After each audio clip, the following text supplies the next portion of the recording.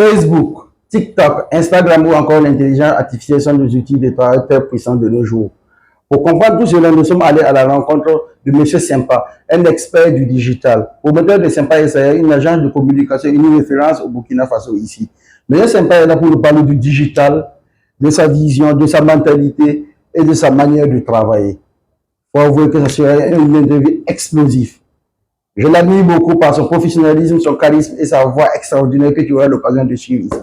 Donc, si le sujet t'intéresse, tu laisses suivre la vidéo jusqu'à la fin.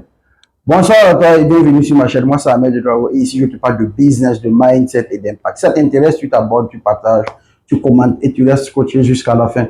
Ça sera une masterclass. Donc, allons voir notre invité du jour. Bonsoir, monsieur Sympa. Bonsoir, monsieur Drago. Comment tu vas? Ça va, je Enfin, monsieur Joura. Effectivement. Ok. On va commencer notre interview ici. Sympa SARL, c'est quoi? D'où le mot sympa? Quand on voit sympa, sympa c'est quoi? Pourquoi sympa SARL? Alors, Siempa, dans un premier temps, c'est un de mes prénoms. Parce que mon nom complet, c'est Ouedraogo Siempa Barkwende Ghislain.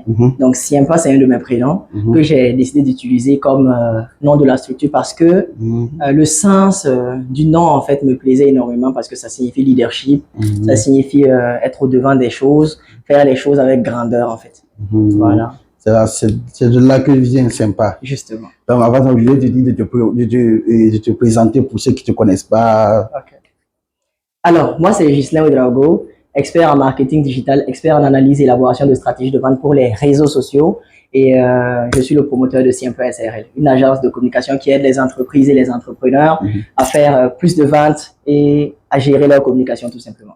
Ok, ok. Donc, c'est un expert en digital. Ok.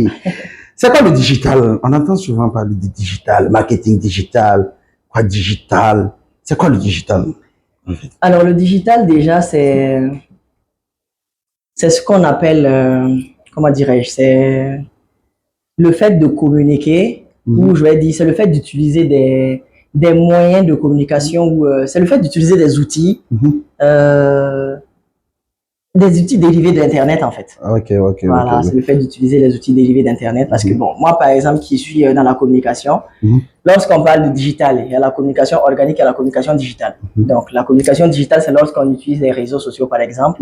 C'est un produit dérivé de l'Internet et tout pour faire la publicité de son entreprise, la communication de son entreprise. Lorsqu'on parle de communication organique, c'est lorsqu'on utilise les moyens de communication tels que les flyers, les t-shirts personnalisés avec les logos de l'entreprise et tout. Donc, nous, lorsqu'on parle de digital dans notre domaine de la communication, c'est plus l'utilisation de sites internet, réseaux sociaux, des trucs comme ça. Ok. On voit que tu maîtrises le sujet. Et pourquoi tu as choisi cette niche-là?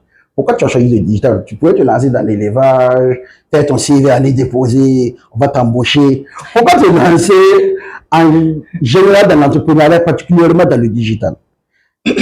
Parlons de l'entrepreneuriat d'abord. Pourquoi Pourquoi l'entrepreneuriat? Oui. Alors, déjà, l'entrepreneuriat, c'est parce que il faut dire les choses telles qu'elles sont. Moi, j'ai toujours été quelqu'un de visionnaire, quelqu'un qui veut réaliser des choses avec grandeur. Voilà, sans vouloir me vanter. Maintenant, il faut noter que après analyse, je voyais que ici au Burkina Faso, les travaux qu'on avait lorsque tu travaillais dans la fonction publique ou lorsque tu travaillais dans des privés, dans certains privés en général, les salaires qu'on offrait vraiment au personnel étaient vraiment disproportionnés par rapport à ce que moi je voulais. Voilà. Donc je me suis dit, bon, quelle solution il me reste pour faire le chiffre d'affaires que je veux? Il faut que je me lance dans l'entrepreneuriat. Et pourquoi le digital? Le digital parce que c'est une passion. J'aime le digital, j'aime justement ça en fait. J'aime le digital, j'aime tout ce qui est digital. Moi, depuis que je suis au collège, même déjà, je tâtais déjà les trucs sur Internet. C'est moi, j'aidais mes camarades à faire les exposés et tout. J'étais toujours au devant des scènes, tout ce qui est Internet et tout. C'est tout le temps moi qu'on appelait pour poser les questions. Donc voilà. Donc c'est un peu ça. Et puis j'aime beaucoup le digital. Et aussi, j'ai remarqué qu'ici au Burkina Faso, parce qu'on a commencé quand même il y a quelques années, côté digital, réseaux sociaux, communication des entreprises, c'était pas du tout ça. Voilà. Et jusqu'à présent, aussi étonnant que ça puisse le paraître, il y a beaucoup d'entreprises qui ne sont toujours pas sur les réseaux sociaux. Donc c'est triste parce que les réseaux sociaux, c'est un excellent canal de communication pour se faire une notoriété, un excellent chiffre d'affaires et tout ce qui va avec. Ok, Donc, ok. c'est suite à ce manque-là, justement, qu'on a décidé de se positionner. C'est pas Mais il faut l'argent. noter que c'est pas uniquement ce qu'on fait, hein, puisqu'on fait également la communication organique qu'on imprime sur les vêtements et tout. Ok, ok, Voilà. ok. Donc, tu n'es pas lancé à cause de l'argent. Tu n'es pas lancé à cause de la galère. Alors. Peut-être tu étais dans la galère et puis tu cherchais des solutions. C'est pas que- Alors, c'est la à passion. ce niveau, il faut noter que les deux vont ensemble. Hein. Bon, moi, de ce que je pense, les deux vont ensemble. Parce que si tu te lances dans quelque chose qui te passionne et qu'après, tu n'arrives pas à payer tes factures, ça devient compliqué. Très compliqué, très compliqué. Donc, les deux vont ensemble. Les deux vont ensemble. Ok, ok. Mais est-ce que ça nourrit son homme, le digital aujourd'hui, ce que tu fais? Parce que beaucoup d'entrepreneurs se disent entrepreneurs, CEO de ça, CEO de ça. Est-ce que chez toi ici, est-ce que tu arrives vraiment à subvenir à tes charges? Parce que si on voit le local, on est sur un L+1. Est-ce que tu gagnes de l'argent vraiment dans le digital? Question. Question. Question. Alors, à ce niveau, je répondrai simplement en disant que, bah, évidemment, néanmoins, je maintiens quand même quelques réserves parce que la principale chose qu'il faut rechercher, moi, par exemple, dans mon domaine, la principale chose que je recherche d'abord, c'est aider les gens. C'est aider les entreprises. Et cette satisfaction-là, déjà, en fait, si tu te bases sur l'argent, ça va être difficile. Il faut d'abord chercher à aider les gens. Et quand tu aides les gens, on te récompense en te payant derrière en retour. Voilà, donc c'est vraiment le mindset à avoir. Donc tu es avec les entrepreneurs qui disent que tu trouves un problème et apportes la solution. Exactement. Dieu bénisse tous ceux qui disent ça. C'est exactement ça. Avant de se positionner, il faut voir le problème, se positionner en tant que solution. Voilà. Donc on a un gros problème de réseaux sociaux et tout ce qui va avec. Nous, on se positionne en tant que solution. Donc le marché est énorme. Le marché est énorme. Au Burkina Faso, ici, les choses sont encore au ralenti. Donc ça fait que le marché est énorme. Le marché est énorme. Donc, tu conseillerais quelqu'un de te lancer dans la niche du digital? Bien sûr, sans aucun problème, s'il a les compétences qu'il faut. Il a les compétences qu'il faut. Bien sûr. Ok, ok. Donc, maintenant, la question suivante. Quelles a été tes difficultés au début et maintenant? Au début, pour lancer Sympa SARL, le financement était un problème? Ou bien, comment tu as fait pour réunir les fonds pour, parce qu'on voit que c'est pas un local donné pour en tout, on est dans la clim, on est dans les bateaux, on a une secrétaire, on a tout. Comment tu fais? Comment tes débuts c'était comment? Dis-le tout.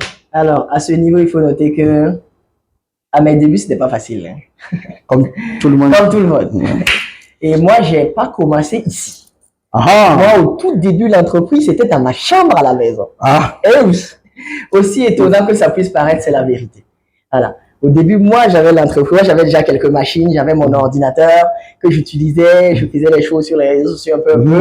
Je me filmais, si tu vous regardez même sur ma page Facebook, mes toutes premières vidéos, un peu plus dans le passé, vous allez voir même que j'étais au salon. Il y a des publicités que je faisais au salon à la maison. Ah bon? Parce que je faisais les choses, j'avais quelques machines chez moi dans ma chambre et je sortais souvent au salon, me filmer un peu, même dans la cour et tout et tout. Au tout début, c'était ça et les vidéos sont là pour le prouver. Là, pour dire que j'invente rien, c'est tout simplement ce qui s'est passé. Non, mais c'était pas facile. Maintenant, côté financement. Alors là, encore une fois, je vais remercier mon paternel, mon père. Parce que, il faut le dire, c'est quelqu'un qui, en toute honnêteté, a toujours été là pour me soutenir en matière de financement. Néanmoins, il faut préciser une chose. C'est quelqu'un, il faut d'abord le prouver.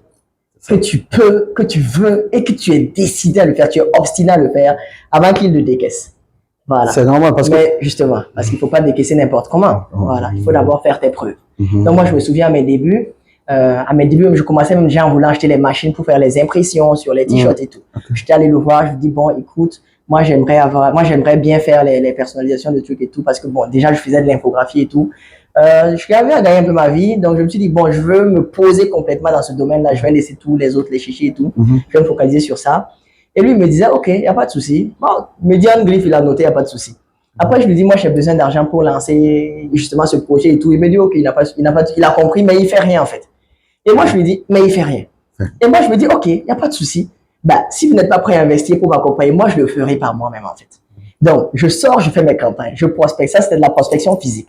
On sort comme ça, on partait au marché de Rodro, on partait au marché du 10, on partait au marché de Sankariane. Je parle avec les commerçants, un à un. Je discute, je leur présente mes produits, ce qu'on faisait et tout. J'essayais de leur convaincre pour qu'ils commandent. Et sur les retours que je me faisais, les bénéfices, j'ai économisé en fait, pour pouvoir justement payer ces machines. Et j'économisais, je me souviens. En décembre, c'était, je sais plus c'était en quelle année, mais en tout cas, c'était vers décembre, où je lui disais que bon, moi, j'avais économisé un peu d'argent quand même, ça me permettait de prendre déjà 2 petites machines pour commencer. Ce sont pas les machines les plus performantes dans le domaine, mais c'est la base. Voilà. Et je lui dis, moi, je vais pas attendre. Je paye ces machines. Je commence avec le bénéfice que je vais me faire avec ces machines. Je pourrais maintenant acheter les machines plus grandes. Et lui me disait, non, avec ce petit budget-là, tu vas payer des machines qui vont pas tenir. C'est pas évident que tu vas pouvoir performer, tu vas pouvoir bien rentabiliser. Parce qu'une machine aussi, il faut avoir une bonne machine qui va te permettre de rentabiliser. C'est ça. Moi, je lui disais, j'ai pas les moyens d'avoir plus. Je commence avec ce que j'ai. Je vais pas attendre. Voilà. Donc, il me regarde. Quand j'ai pris la décision que j'allais aller payer, c'est là maintenant que le monsieur me fait signer. Il me dit, bon, j'ai vu que vraiment tu es décidé, tu veux vraiment faire les choses, tu as vraiment choisi ce domaine. Je vois comment tu te bats, tu veux vraiment faire les choses. Il n'y a pas de souci. Trouve les bonnes machines, je vais te donner l'argent nécessaire pour l'acheter. C'est au moment exact où je voulais payer les machines par moi-même qu'il a dit, bon, vu que tout est là, tu es vraiment décidé, c'est vraiment ce que tu veux faire. Je décaisse l'argent, tu gères. Et après ça, nous, on allait chercher les machines et tout, venir le voir, maintenant il a décaissé et puis voilà, on a pu commencer. Bon. Et oui. Une histoire passionnante. Oui. Donc, en tout cas, j'admire ta franchise parce que peu d'entrepreneurs acceptent ça. Peu d'entrepreneurs se disent que bon, acceptent de dire ces vérités-là. On m'a aidé. Chacun veut faire du storytelling. J'étais là, j'étais au marché de Oroko. Ma mère n'est pas là, mon père n'est pas là, j'ai bataillé. Aujourd'hui, je suis devenu milliardaire. Non, mais toi, vraiment, tu assumes ça. Mais ce que j'ai noté, c'est là où tu dis que tu as commencé dans ta chambre. Tu rejoins ceux qui disent que commence là où tu es, commence avec ce que tu as et on verra. Parfaitement. Moi, j'ai toujours dit ça à tous ceux qui me posent ces questions-là. Commence où tu es, commence avec ce que tu as. Tu vas t'adapter au marché dans le temps. Parce que si tu attends, tu vas passer ta vie à procrastiner, tu vas jamais rien faire de ta vie en fait. Bondis, affronte les difficultés et tu vas apprendre tout simplement dans le temps. Ok. Donc, faut et cette question va nous donner l'ouverture sur l'autre question. Quel conseil donnerais-tu à quelqu'un? Mais bon, non. Avant ça, quelles sont tes difficultés aujourd'hui, maintenant? Parce que bon, on voit que tu as, c'est bon. Mais tout entrepreneur a des difficultés. C'est vrai. Et maintenant, tes difficultés, c'est quoi? C'est les clients, c'est la difficulté d'avoir des clients, c'est quoi? Quel est ton problème aujourd'hui, c'est quoi? En toute honnêteté, à ce niveau-là, je dirais qu'en tant qu'entrepreneur, en tant qu'entreprise, les clients ne suffisent pas, naturellement, parce qu'on a des visions, on veut réaliser des chiffres d'affaires encore plus imposants d'année en année. Donc, même si tu as des clients, tu diras que ça suffit pas. Même si tu en as plein, tu en veux encore. Donc, c'est comme ça. Ça, c'est déjà une base. Mais moi, mon principal problème que je peux dire actuellement, je vais pas axer mon problème côté clientèle. Parce que côté clientèle, quand même, sans vouloir mentir, ça va. Ça bouge, il y a les clients, il y a la demande et tout, ça fait que la machine tourne. Mais le principal problème, c'est au niveau du personnel. Et oui, moi, personnellement, mon véritable problème, c'est au niveau du personnel. Parce que le problème, c'est trouver du personnel de qualité et qui sont prêts vraiment à accompagner la vision de l'entrepreneur. C'est ça. Alors, parce que chacun vient entre griffes avec ses propres objectifs. Tu vois, chacun vient juste pour ce qu'il est venu pour faire. Et souvent, c'est pas du tout facile. Pas du tout facile. Et c'est ça. Souvent aussi, quand tu es un entrepreneur et que tu as une vision, tu as des objectifs que tu vas atteindre dans le temps. Et oui, je précise dans le temps, parce que chaque année avec ses objectifs, l'année prochaine, tu te fixes à d'autres objectifs, et ainsi de suite, sans compter aussi tes objectifs sur le long terme, 5 ans, 10 ans, et ainsi de suite. Donc, quand tu as ces genres d'objectifs, que tu as une vision, tu as la direction que doit prendre ton entreprise, souvent, il y a cette difficulté-là à inculquer justement ces notions-là à ton personnel. Voilà, parce que eux, souvent, ils voient juste que bon, il y a les clients qui viennent, on arrive à payer les charges. Pour eux, c'est bon. Pour nous, c'est pas bon. C'est pas bon. Tu sais pas ce qu'on a prévu de réaliser d'ici la fin de l'année. Peut-être qu'on a de quoi payer le personnel et puis vivre. Mais on n'a pas de quoi défoncer les objectifs. Donc, ça me fatigue. Voilà. Donc, trouver des gens comme ça qui aiment vraiment déjà l'activité, qui aiment le métier et qui sont prêts à faire ce qu'il faut pour aller chercher, aller viser haut, en fait. Imposer justement, si un peu en tant que référence, pas du Burkina Faso, mais mondial, en fait. Voilà. Donc, c'est à ce niveau qu'il y a une difficulté, en fait. Tu es passionné par ton travail. Et oui, on n'accorde pas ça beaucoup, on n'accorde pas ça dans les interviews qu'on fait. Mais maintenant, quel est ton conseil pour quelqu'un qui veut se lancer dans l'entrepreneuriat, généralement, et en particulier dans le digital? Dans l'entrepreneuriat, quel conseil donnerais-tu à quelqu'un qui veut se lancer? Aujourd'hui, un jeune aussi aujourd'hui qui décide de se lancer, ou bien qui est en train d'hésiter. Qu'est-ce que tu vas lui dire? Pour moi, le conseil, il est simple. Forme-toi, étape 1, forme-toi, étape 2, lance-toi. C'est simple. Le reste, tu l'apprendras sur la route. C'est aussi simple que ça. Simple comme ça. Tu te formes, tu te lances. Le reste, tu l'apprendras sur la route. Que tu te lances dans 5 ans, que tu te lances dans 10 ans, il y aura toujours des difficultés. Toujours des. Tu peux même pas échapper. Tu ne seras jamais suffisamment prêt pour te lancer sans rencontrer des difficultés. Qu'importe ce que tu fais, toi. L'idéal, c'est de te lancer dès maintenant, commencer à traiter les difficultés et puis avancer. C'est tout. Voilà. Mais la meilleure manière de se lancer naturellement, c'est de te former d'abord. Voilà, parce qu'il ne faut pas te lancer puis proposer du n'importe quoi à tes clients. Mais ceux qui disent qu'ils n'ont pas les moyens. Ceux qui n'ont pas les moyens de nos jours, avec Internet, il y a beaucoup de tuyaux pour se former. Puis ça dépend encore des domaines dans lesquels tu veux te lancer. Sinon, il y a YouTube qui est là. Tu peux aller consommer du contenu gratuitement. Mais comment les fonds de départ, c'est ça souvent le problème des jeunes aujourd'hui? Les fonds de départ, pour moi, c'est pas un problème. Pourquoi je dis ça? On va prendre un exemple sur mon cas. Avant que je ne demande à mon paternel justement de m'aider avec les fonds et tout, bien avant ça, je bossais déjà. Je faisais de l'infographie. Je faisais les maquettes et tout, je proposais déjà mes clients et tout. Vous pensez que j'ai commencé avec quoi? J'ai pas commencé avec quelque chose. Je partais directement voir les gens, je prenais les commandes et j'ai trouvé quelqu'un comme ça, un mentor aussi que j'apprécie beaucoup, je le salue en même temps dans la vidéo. Du nom de Puissance. Puissance, c'est son pseudonyme en fait. Et il est à Koulba. Voilà, donc je le salue parce que vraiment c'est quelqu'un qui m'a beaucoup appuyé. Donc, je cherchais quelqu'un comme ça avec qui je pouvais travailler parce que j'avais pas de machine, j'avais rien.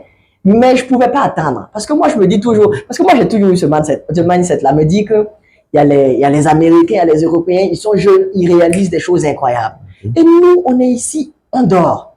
On ne peut pas se permettre d'accepter ça. En fait. Il faut forcément qu'on trouve une solution pour faire les choses. Donc, moi, je me dis, je peux pas attendre. Moi, c'est toujours ça. Je peux pas attendre.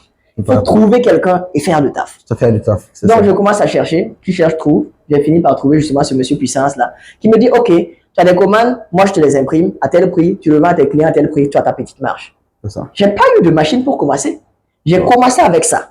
Avant qu'on arrive à l'étape où justement je demandais à mon paternel justement de me financer. Parce que je voyais que ça roulait, j'arrivais à me faire des marges, j'arrivais à avoir une base de données, j'avais déjà quelques clients. Donc je voulais encore aller un peu plus haut. Ouais, donc c'est à ce moment que j'ai demandé maintenant l'appui. Mais c'est important de préciser ce processus-là parce que il y a des gens qui veulent commencer dès le début, ils veulent qu'on leur donne déjà tout. Prends l'argent, prends ça, lance-toi. C'est pas toujours, ça ne se passe pas toujours comme ça. Il faut d'abord que tu prouves que tu peux mener l'activité. C'est ça. Il faut d'abord qu'en solo, déjà, tu prouves déjà ce que tu arrives à réaliser. Tu prouves que ça marche. Tu arrives déjà à faire des choses. Il faut que tu prouves que tu es déterminé dans cette activité-là. De manière à ce que celui qui est en face de toi comprenne que, qu'il t'aide ou pas, tu vas le faire. Ouais. Et à partir de ce, c'est juste une question de temps. Tu vas le faire peut-être dans 2 mois, 3 mois, tu commences. S'il ne t'aide pas, tu vas le faire, mais peut-être dans 6 mois, 1 année, mais tu vas le faire. Tu vas le faire. Donc, à partir du moment que tu discutes avec quelqu'un qui comprend que tu es comme ça, il n'a pas peur d'investir. Il n'a pas peur. Parce qu'il sait que lui, il est décidé, il va faire le taf. C'est pas quelqu'un qui est là pour plaisanter en fait. Okay, c'est très important. Pas forcément besoin de financement. Quand tu disais que quand un Américain, j'ai suivi quelqu'un qui disait que quand un Américain se lance, c'est pour conquérir le monde. Ici, quand nous on se lance, c'est parce qu'on veut sortir de la galère, parce qu'on a faim. Effectivement. Mais bon, on crée une entreprise pour aujourd'hui, on crée une entreprise pour demain. Exactement. Quelle est ta vision dans 10 ans? C'est pas SRL, c'est quoi? Dans 10 ans? Christin, réponds-nous. Moi, ma vision dans quelques années, c'est un peu SRL, forcément, il faut qu'on soit une référence. Il faut qu'on soit une référence, pas uniquement au Burkina Faso. Moi, j'ai toujours dit, il faut qu'on soit une référence dans le monde. Mais déjà dans 5 ans, pas trop loin, moi, je fixe juste 5 ans à côté. Déjà en Afrique, ici, il faut qu'on puisse s'asseoir. Il faut qu'on puisse, quand on parle de digital, quand on parle de marketing digital, il faut qu'on dise d'abord si un peu un SRL. Parce que ce sont des gens qui ont réalisé des choses, en fait. Moi, quand je bosse avec mes clients, je me sacrifie à 1000% pour eux, comme si leurs entreprises étaient les miennes. Pourquoi? Parce que je veux que ces gens-là aient le succès, un succès monumental, monstrueux dans leurs différents business, par le fait qu'on les accompagne en gérant leur communication en ligne, tout simplement pour qu'ils puissent me faire de beaux témoignages. Je veux que dans 5 ans, quand je m'assois, je fais sortir mon ordinateur comme ça, je montre des milliers et des milliers de témoignages d'entreprises qu'on a aidées à s'asseoir sur le digital, à faire des chiffres d'affaires énormes, aider des entrepreneurs à décrocher justement leurs objectifs. Et c'est ça que je veux en fait. Et c'est ça qui fait justement la grandeur d'une entreprise comme nous en fait. Quand tu as beaucoup de gens que tu as aidé à faire des choses énormissimes, des témoignages un peu partout à gauche, on en a déjà même, hein, voilà, mais c'est pas suffisant. Moi, ça me suffit pas. Moi, je veux qu'il y ait à tout bout de rue, en fait. Il faut qu'il y en ait partout, des gens qui témoignent. Si un peu, eux, là, c'est la solution. Franchement, tu les contactes, côté digital, ils gèrent. C'est ce que je veux entendre partout. Je vais être une référence. Je veux vraiment ça, en fait. Je vois votre truc, et comment dirais-je, Le slogan. Le partenaire idéal pour le succès de votre entreprise. Exactement. Ok, c'est sympa. Moi-même, je peux rien dire encore parce que on voit que tu as monopolisé l'interview. Ok. C'est quoi pour toi? Parce que bon, l'objectif aussi, c'est la richesse, c'est avoir beaucoup. C'est quoi pour toi la richesse? Pour toi, c'est quoi un homme riche? C'est le matériel, c'est sa vision, c'est les voitures, c'est quoi pour toi? Quand on parle d'homme riche, pour toi, c'est quoi? Quelle est ta définition de la richesse? Ah, ça c'est bien. À ce niveau-là encore, je pense que je vais me différencier de ce que les gens ont l'habitude de dire. Ok. Je vois tout le temps les gens dire je suis riche à partir du moment que j'ai une femme et des enfants. Okay. Je suis riche à partir du moment que j'ai ça, j'ai ça. Moi, je précise avant de répondre à la question que je n'ai que 26 ans. J'aurai mes 27 ans en octobre. Donc, avec mon âge et la maturité d'esprit que j'ai actuellement, pour moi, être riche, c'est avoir de l'oseille. Pour moi, être riche, c'est simple. Il faut avoir de l'oseille. Il faut avoir des acquisitions. Il faut avoir, par exemple, des entreprises qui te rapportent de l'argent. Il faut avoir de l'argent. Voilà. Mais quand je dis de l'argent, c'est pas forcément la liquidité. Parce que tu peux avoir des immeubles, tu peux avoir des entreprises qui font ta valeur, en fait. Ils font que tu es coté, tu as beaucoup, quand on te valorise, on voit que tu as des millions, des milliards et tout. Voilà. Donc, c'est avoir justement ces biens-là, en fait. Pour moi, c'est ça, être riche. Voilà. Donc, il faut avoir une femme, tu es riche à partir du moment où tu as un enfant et tout. Peut-être que c'est vrai, peut-être que c'est pas vrai. Moi, de mes 26 ans actuels, mon état de maturité actuel, moi, je pense que tu es riche quand tu as l'oseille. Tu es riche quand tu es capable de faire les choses financièrement. Voilà. Moi, c'est ce que je pense, je suis honnête. Voilà. Moi, je suis riche à partir du moment que je peux arriver, l'anniversaire de mon paternel, l'anniversaire de ma maman. Je lui offre un véhicule, je lui offre une maison, je lui offre ce genre de choses. Pour moi, pour le moment, c'est ça. Peut-être qu'avec le temps, ça va changer, je sais pas. Bon, mais ceux qui disent, mais si pour toi, être riche, avoir de l'argent, mais si tu voles et tu gagnes cette richesse, par exemple, on voit des gens qui ont détourné des milliards, des orphelins, est-ce que ça, pour toi, c'est ça la richesse? Quelqu'un qui détourne des milliards des orphelins, ou bien qui arnaque un pays, qui détourne des fonds. Par exemple, on voit des fonctionnaires qui sont milliardaires, des trucs qui sont... Pour toi, c'est ça la richesse. Est-ce que quelqu'un, de cette manière d'avoir de l'argent, pour toi, quand tu le vois, tu veux être comme lui? Là, la question est intéressante. Est-ce que je veux être comme lui? Alors, il faut noter que je ne veux pas utiliser les moyens qu'il a utilisés. Mais je veux posséder l'argent qu'il a. Donc, je veux mais tu connais la source. Juste, non, je ne veux pas de ça. Je ne veux pas. Parce qu'il faut noter une chose aussi. Je ne suis pas encore riche. Moi, je ne suis qu'un débrouillard. Moi, je dis tout le temps, nous ne sommes qu'à nos débuts. Moi, si un peu SL, ce n'est que le début de l'aventure. Je n'ai encore rien réalisé. Là, on n'a encore rien fait, en fait. On n'a même pas encore fait le 1%.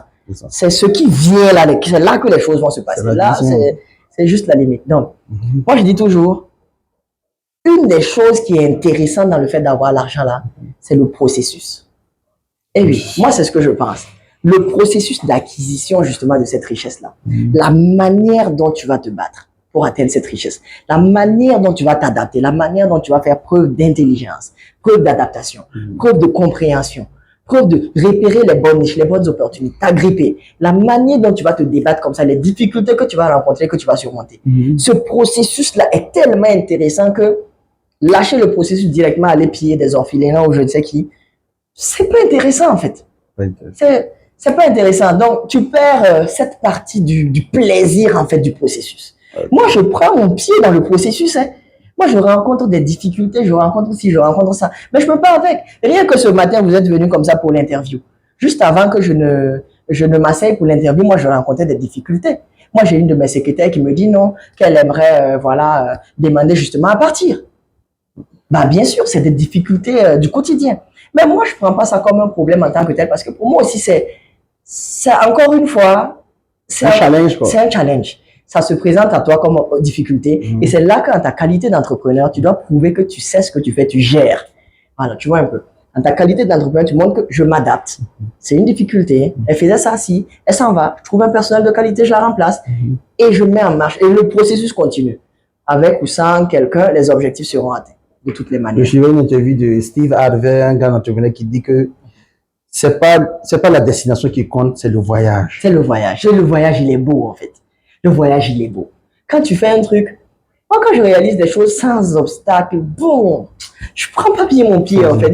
C'est quand il y a la guerre, il y a tout. C'est quand tu arrives à voir le bout du tunnel, justement. Là, tu t'assois, tu te retournes, tu regardes derrière, tu dis, ouais, je me suis battu, hein. Et ce n'est que le début du commencement. C'est que le début du commencement. Ok. On est presque à la fin. Et une question qu'on pose souvent et qui cause un peu d'amalgame. Est-ce que tu fais le WAC, Monsieur Chrislin? Pour te protéger peut-être, ou bien pour avoir des clients? Parce que en fait, dans cet environnement africain, c'est pas facile.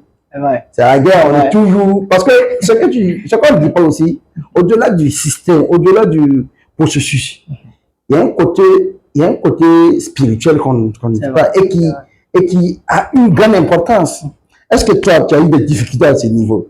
Peut-être parce qu'on voit des gens qui disent qu'ils voient, par exemple, des gris-gris devant leur entreprise, on jette des colis là-bas, on les jette des sorts. Toi, tu fais quelle est ta vie? Tu fais le WAC pour te protéger contre ça ou bien pour de bonnes eaux? Alors, la question n'est pas exactement. Je vais la prendre d'une autre manière parce que c'est pas que je fais le WAC pour me protéger ou je le fais pour chercher des clients ce soir. Je ne fais même pas le WAC en fait. Voilà. Donc, déjà de base, non, c'est pas que c'est ce que tu as dit. Moi, moi, j'ai ma manière de voir les choses. Moi, je suis plus rationnel que tout ce qui est aller à l'église prier et puis attendre, aller faire ces trucs. Non, moi, je suis plus rationnel. Moi, pour moi, c'est tu fais tel effort, tu as tel résultat. Moi, c'est ce qui est clair, concret devant moi, c'est sur ça que je m'appuie. Voilà. Tu veux des clients, ben une stratégie de communication efficace en place, utilise les moyens qu'il te faut, toi, tu obtiendras tes clients. Et viens voir Sympa SRL. Viens voir Sympa SRL, on t'aide à faire. Faut pas aller voir des marabouts qui vont te donner des choses à faire ou je ne sais quoi pour espérer avoir quelque chose. Mais j'ai été victime de ces choses. Non, j'ai pas été victime de ce genre de choses parce que je sache. Moi, je n'ai pas encore constaté quelque chose de particulier. Bon, j'ai pas encore fait cette remarque. Donc, peut-être que quelqu'un a posé quelque chose, mais moi, comme je ne me mets même pas dans la tête, même que peut-être que je vais venir chuter ça, c'est le même côté ma vie, je vais pas. Tu vois, quelqu'un disait que c'est un état d'esprit. Voilà. Je veux dire, c'est un état d'esprit. Même si tu vois, si dans ta tête, tu ne parles pas à ça. Moi, c'est même pas quelque chose auquel, mais néanmoins, il faut préciser quelque chose. Ça, c'est ma manière de voir les choses. Donc, je respecte chacun avec sa manière de voir les choses. Je côtoie des gens qui le font, qui s'y plaisent, qui disent que ça fait leur succès. Je côtoie des gens qui prient. Seigneur Jésus, il y en a qui prient, qui vont à la mosquée et tout, l'islam et tout, et ça fait leur succès. Donc, chacun a sa manière de voir les choses. Donc, et je respecte chacun avec sa vision des choses, sa manière, parce que telle personne ne pense pas comme toi ou ne fait pas ce que tu dis qu'il faut le dénigrer. C'est ça. Voilà. Donc, respectons chacun tel qu'il est, et puis, voilà, si ça va pour toi, alléluia, on est content pour toi, c'est tout. On est content pour toi. Voilà. Nous sommes à la fin. On va te demander le mot de fin à l'endroit de cette jeunesse, à l'endroit des clients de Sympa SRL. Le conseil que tu donnes, le mot de fin, c'est quoi? Moi, le conseil que j'ai à donner à mes frères, parce que moi, je suis jeune, cette jeunesse, c'est nous.